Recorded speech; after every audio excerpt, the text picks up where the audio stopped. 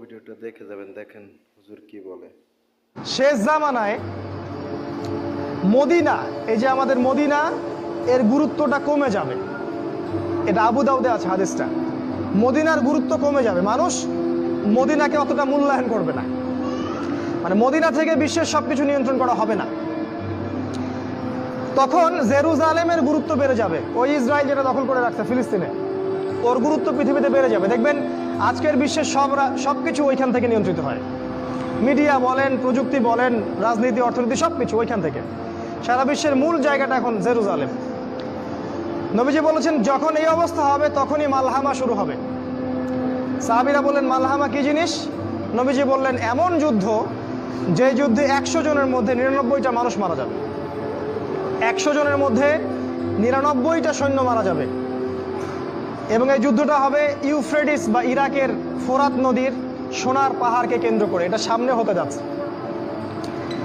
এবং এই যুদ্ধটা হবে 80টা দেশের মধ্যে। বিশ্বের 80টা দেশ একত্রিত হয়ে যুদ্ধ করবে সামনে। আপনি প্রথম বিশ্বযুদ্ধ দেখেছেন না, দ্বিতীয় বিশ্বযুদ্ধ দেখেছেন, এগুলো এই যুদ্ধের সামনে কিছুই না। এটা হবে পারমাণবিক যুদ্ধ, সামনে হতে যাচ্ছে।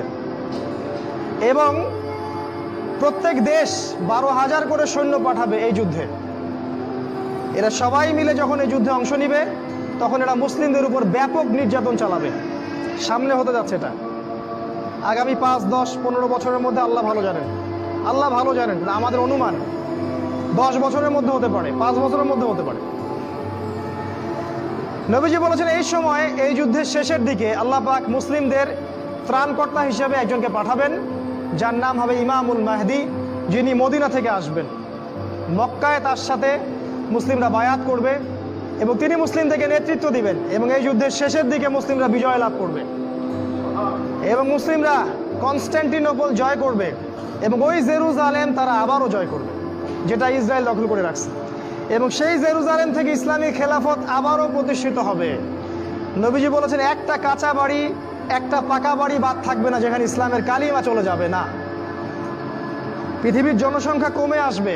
এখন 800 কোটি দেখছেন, সামনে হয়ে যাবে দেখবেন 200 কোটি, 100 কোটি। 1 ভাগ মানুষ মহামারীতে মারা যাবে, হাদিসে এসেছে। 1 ভাগ মানুষ দুর্ভিক্ষে মারা যাবে, আর 1 ভাগ মানুষ এই মালহামায় মারা যাবে। অল্প কিছু মানুষ